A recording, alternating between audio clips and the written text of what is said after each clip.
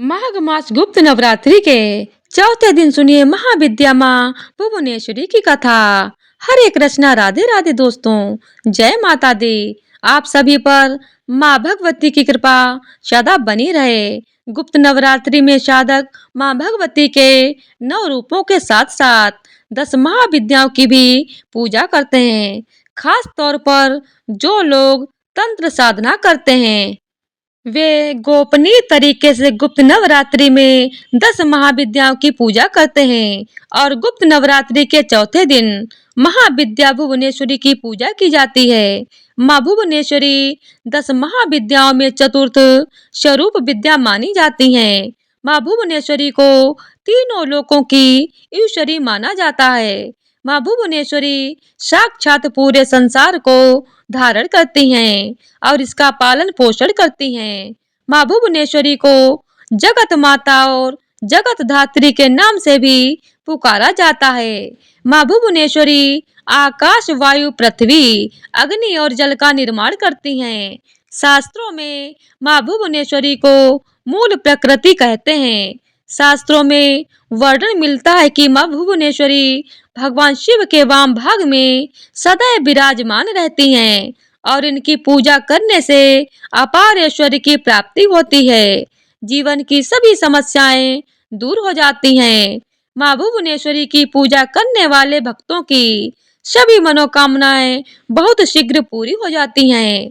माँ भुवनेश्वरी को शक्ति और सृष्टि कर्म में सभी मनोकामनाएं महालक्ष्मी स्वरूप माना जाता है। आदि शक्ति भगवती माँ भुवनेश्वरी भगवान शिव की सभी लीलाओं में उनकी सहचरी हैं, सदा उनके साथ रहती हैं। माँ भुवनेश्वरी का स्वरूप बहुत ही सौम्य है और इनके समस्त अंग कांति से परिपूर्ण हैं। ये अपनी सभी भक्तों को अभय और समस्त सिद्धियां प्रदान करती हैं। देवी पुराण में बताया गया है कि मूल प्रकृति का दूसरा नाम भुवनेश्वरी है। माँ भुवनेश्वरी के श्री अंगों से प्रातः काल के सूर्य के समान आभा निकलती रहती है। माँ अपने मस्तक पर चंद्रमा का मुकुट धारण करती हैं। इनके 3 नेत्र हैं और इनके मुख पर हमेशा मुस्कान छाई रहती है। माँ भुवनेश्वरी देवी के भुजाओं में 5 अंकुश, वरद तथा अभय मुद्रा विराजमान रहती है। गुप्त नवरात्रि में माँ भुवनेश्वरी की पूजा करने के लिए सबसे पहले स्नान करने के बाद साफ स्वच्छ वस्त्र धारण करें। आप आज के दिन लाल या फिर हरे और नारंगी रंग के वस्त्रों का प्रयोग कर सकते हैं। अब किसी एकांत कमरे में या अपने घर के पूजा कक्ष में पूर्व दिशा की ओर मुंह करके बैठ जाएं। पूजा करने के लिए हमेशा पहले ऊनी आसन का प्रयोग करें। अब अपने सामने एक लकड़ी की चौकी पर साफ वस्त्र बिछाकर उस पर गंगा जल छिड़क कर शुद्ध कर लें। अब एक प्लेट रखें, उस पर रोली से त्रिकोण का निर्माण करें। अब इस त्रिकोण से अखंडित अक्षत भर दें। अब इन अक्षतों पर सिद्ध प्राण प्रतिष्ठा युक्त भुवनेश्वरी यंत्र की स्थापना करें। भुवनेश्वरी यंत्र के समक्ष अक्षत की 10 ढेरियां बनाएं और इन ढेरियों के ऊपर क्रमश एक एक लघु नारियल स्थापित करें। अब इन सभी लघु नारियल पर क्रमश रोली का तिलक लगाएं। इसके बाद भुवनेश्वरी यंत्र के समक्ष शुद्ध घी का दीपक प्रज्वलित करें और यंत्र का पूजन करें। फिर ध्यान करें। अब दोनों हाथ जोड़कर माँ भुवनेश्वरी का सच्चे मन से ध्यान करके धूप, दीप, अक्षत, पुष्प आदि से पूजा करें। फिर भुवनेश्वरी महाविद्या मंत्र का जाप करें। आप ओम देवी भुवनेश्वराय नमः इस मंत्र का जाप कर सकते हैं। मंत्र का जाप हमेशा सफेद हकीक की माला से ही करना चाहिए। यदि आप मंत्र का जाप नहीं कर रहे तो आप केवल सच्चे मन से माँ भगवती से, महाविद्या माँ भुवनेश्वरी से प्रार्थना करके उनसे अपनी मनोकामना पूर्ति की प्रार्थना कर सकते हैं, उनका ध्यान कर सकते हैं। अगर आप चाहें तो माँ भुवनेश्वरी की पूजा किसी शिव मंदिर में जाकर भी कर सकते हैं। इसके लिए सबसे पहले किसी भी शिव मंदिर में जाकर षोडशोपचार द्वारा माँ भगवती भुवनेश्वरी का पूजन करें। अब गाय के घी का दीपक जलाएं, कपूर जलाकर धूप जलाएं। माँ भुवनेश्वरी को सफेद पुष्प, चंदन, अक्षत और इत्र अर्पित करें। दूध और शहद अर्पित करें। साथ ही माँ भुवनेश्वरी को मावे या मावे से बनी मिठाई का भोग लगाएं। माँ भुवनेश्वरी की पूजा संपन्न करने के बाद माँ को चढ़ाए गए भोग को किसी भी सुहागिन महिला को आप दे सकते हैं। और अगर ऐसा करना संभव ना हो तो आप माँ पार्वती जी के चरणों में भी इस प्रसाद को अर्पित कर सकते हैं। यदि आप ऐश्वर्य प्राप्त करना चाहते हैं तो माँ भुवनेश्वरी पर रात रानी का इत्र अर्पित करें। पारिवारिक समस्या को दूर करने के लिए माँ भुवनेश्वरी को 12 सफेद पुष्प अर्पित करें। यदि आपकी कोई विशेष मनोकामना है, उसकी पूर्ति आप चाहते हैं, तो माँ भुवनेश्वरी पर चढ़े हुए अक्षतों को आप अपने घर में किसी सुरक्षित जगह पर छुपा कर रख दें। मनोकामना पूर्ति होने के बाद उन अक्षतों का आप विसर्जन कर दें। माँ भुवनेश्वरी की पूजा में कुछ बातों का भी आपको ध्यान रखना चाहिए। महाविद्या माँ भुवनेश्वरी की उपासना करने के लिए उपासक को सिद्ध प्राण प्रतिष्ठित भुवनेश्वरी यंत्र, सफेद हकीक या रुद्राक्ष की माला, 10 लघु नारियल या 3 चीजें होना अति आवश्यक है। लघु नारियल का वास्तु शास्त्र में विशेष महत्व बताया गया है। दरअसल जो छोटे नारियल होते हैं उन्हें ही लघु नारियल कहते हैं। लघु नारियल को पूजा घर में रखना बहुत शुभ माना जाता है।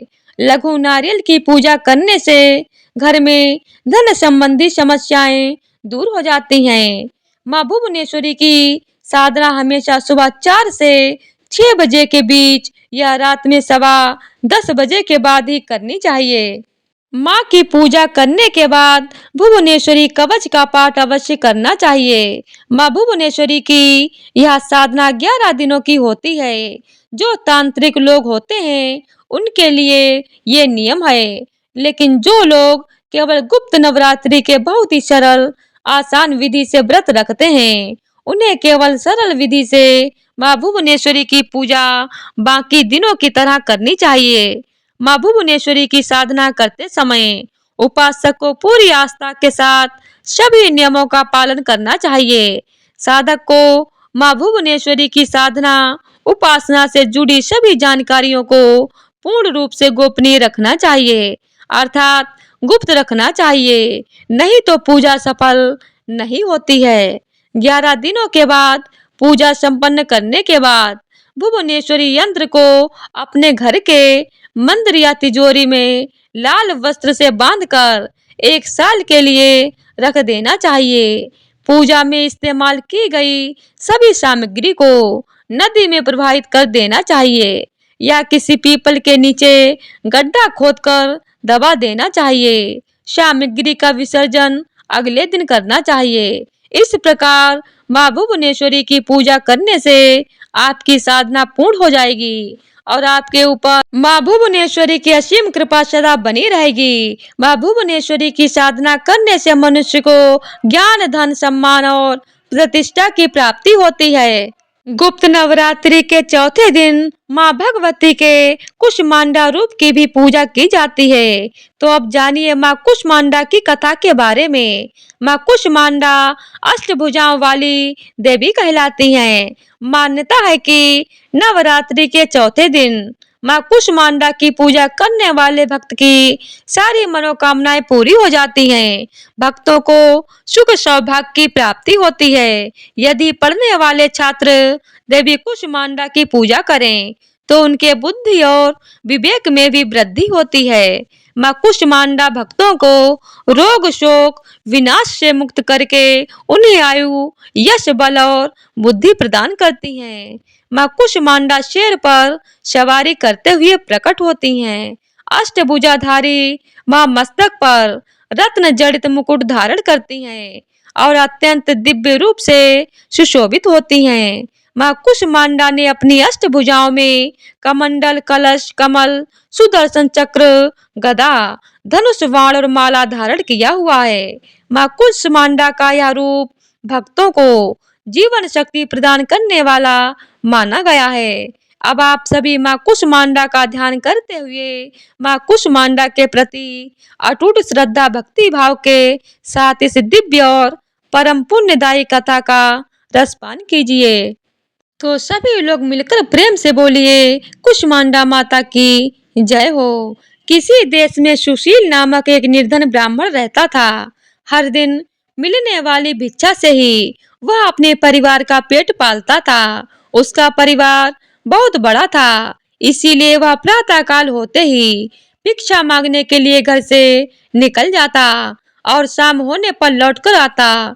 फिर देवताओं, पितरों और माँ दुर्गा के साथ ही अतिथियों की पूजा करने के बाद आश्रित जनों को खिलाने के बाद ही वह खुद भोजन ग्रहण किया करता था। इस प्रकार भिक्षा को वह भगवान का प्रसाद समझकर ग्रहण करता और इतना दुखी होने पर भी वह दूसरों की सहायता के लिए सदा तैयार रहा करता था। गरीबी के कारण उसका मन दुखी रहता था, फिर भी वह सदैव धर्म कर्म में लगा रहता और अपनी इंद्रियों को उसने अपने वश में रखा था। इसीलिए वह सदाचारी, धर्मात्मा और सत्यवादी था। उसके हृदय में कभी भी अहंकार, क्रोध या ईर्ष्या जैसे बुरे विचार उत्पन्न नहीं होते थे। एक बार उस ब्राह्मण के घर के पास में सत्यव्रत नाम के एक तेजस्वी ऋषि आकर ठहरे। वे बहुत ही पहुंचे हुए तपस्वी थे। उनके समान विद्वान और सभी वेदों के ज्ञाता और कोई भी नहीं था। जल्द ही बहुत सारे लोग उनके दर्शन करने के लिए आने लगे। उस ब्राह्मण के मन में भी तपस्वी से मिलने की इच्छा जागी और वह भी उनकी सेवा में उपस्थित हो गया। महर्षि सत्यव्रत को प्रणाम करके वह ब्राह्मण कहने लगा, हे ऋषिवर, आपकी बुद्धि अत्यंत विलक्षण है और आप अनेक शास्त्रों, विद्याओं और मंत्रों के जानने वाले हैं। मैं एक निर्धन, दरिद्र और बेसहारा ब्राह्मण हूँ। कृपया मुझे बताइए ऋषिवर कि मेरी दरिद्रता, मेरी गरीबी, मेरा दुख किस प्रकार दूर हो सकते हैं। ब्राह्मण ने कहा कि मुनिवर, आपसे यह पूछने के पीछे मेरा उद्देश्य केवल यही है कि मुझ में अपने परिवार का भरण पोषण करने की शक्ति आ जाए। धन के अभाव के कारण मैं उन्हें पर्याप्त रूप से सुख सुविधाएं नहीं दे पा रहा हूँ। हे दयानिधे, तप, दान, व्रत, मंत्र या कोई ऐसा जप, कोई ऐसा उपाय बताइए जिससे मैं अपने परिवार का पेट अच्छी तरह भर सकूं और उन्हें सारी सुख सुविधाएं भी दे सकूं। मेरी बस इतनी ही इच्छा है कि मेरा परिवार सुखी हो जाए। प्रिय श्रोताओं, महर्षि सत्यव्रत ने सुशील ब्राह्मण को भगवती दुर्गा की महिमा बताते हुए नवरात्रि व्रत करने की सलाह दी। महर्षि सत्यव्रत ने उस ब्राह्मण से कहा, हे ब्राह्मण, अब मैं तुम्हें माता कुष्मांडा की कथा सुनाता हूँ। तुम भी अच्छे से मन लगाकर और पवित्र मन से, श्रद्धा भक्ति भाव से इस कथा को सुनो। इस कथा को सुनने मात्र से व्यक्ति की अनेक प्रकार की बीमारियों का, अनेकों दुखों का नाश हो जाता है। उसे सद्बुद्धि मिलती है और सुख समृद्धि की प्राप्ति होती है और उसके मन में माता के प्रति अटल भक्ति भी जागती है।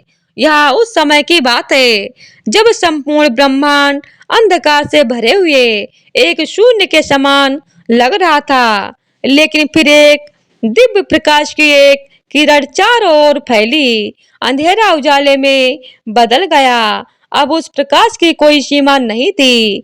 देखते ही देखते वह दिव्य प्रकाश एक दिव्य नारी के रूप में बदल गया। वह और कोई नहीं बल्कि स्वयं देवी कुष्मांडा थी। अपनी मंद हल्की हंसी के साथ अंड यानी ब्रह्मांड को उत्पन्न करने के कारण इन देवी को कुष्मांडा नाम से पुकारा गया और देवी कुष्मांडा के मुख की मुस्कान के कारण ब्रह्मांड का जन्म हुआ। हे ब्राह्मण, उन्होंने ही पृथ्वी, सभी ग्रहों, चंद्र सूर्य तारे और आकाश गंगा को अस्तित्व में लाया। संसार में जीवन बनाए रखने के लिए सूर्य देवता की आवश्यकता थी, तो कुष्मांडा माता ने ही अपने आप को सूर्य में समाहित कर दिया। सूर्य संसार में जीवन का पर्याय है, तो देवी कुष्मांडा उनकी शक्ति है। माता कुष्मांडा ही समस्त ऊर्जा का स्रोत है। जब वह सूर्य भगवान के मूल में वास करती हैं, तो देवी का अलौकिक तेज भगवान सूर्य को जीवन प्रदान करने की, उन्हें प्रकाशमय बने रहने की क्षमता देता है। कुष्मांडा देवी के बिना सूर्य देव शक्तिहीन है, और यह देवी कुष्मांडा की ही शक्तिहीन है कि कुष्मांडा ही इतनी शक्तिशाली है। इन्हीं से ही सारा जग रोशन है, और यह देवी केवल एकमात्र ऐसी देवी हैं जो कि सूर्य मंडल के भीतर के लोक में निवास करने की क्षमता रखती हैं। माँ की पूजा करने वाले व्यक्ति को अनेक प्रकार से सुखों की प्राप्ति होती है, और ऐसा व्यक्ति अपने जन्म जन्मांतर के पापों का नाश करके माता की कृपा से इस जीवन में सभी प्रकार की सुख सुविधाओं की प्राप्ति करता है। महर्षि ने आगे कहा, हे ब्राह्मण, माता कुष्मांडा की स्तुति करने से आयु, यश, बुद्धि और बल में वृद्धि होती है। साथ ही सभी रोगों से मुक्ति मिलती है, दरिद्रता दूर होती है, सभी तरह की नकारात्मक शक्तियां दूर हो जाती हैं, और हर प्रकार की समस्याओं का समाधान भी माँ की कृपा से आसानी से मिल जाता है।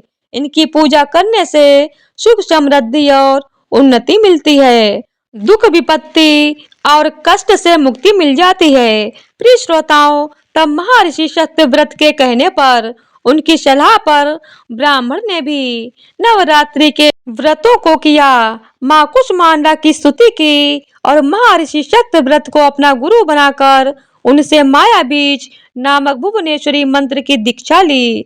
इसके बाद नवरात्रि के व्रत रखकर उस मंत्र का सुशील ब्राह्मण ने नियमित रूप से जप आरंभ कर दिया। उसने माता भवानी और माँ कुष्मांडा की भक्ति पूर्वक आराधना की, और 9 वर्षों तक लगातार वह माँ भगवती के माया बीज मंत्र का निरंतर जाप करता रहा। उसकी भक्ति से प्रसन्न होकर तब देवी भगवती ने नव वर्ष की नवरात्रि की अष्टमी तिथि को मध्य रात्रि में उसे स्वप्न में दर्शन दिए, और इस प्रकार माँ कुष्मांडा की कृपा से सुशील ब्राह्मण की दरिद्रता दूर हो गई। माँ भगवती की कृपा से उनके घर में सुख और समृद्धि के भंडार भर गए। सभी मिलकर प्रेम से बोलिए, कुष्मांडा माता की जय हो।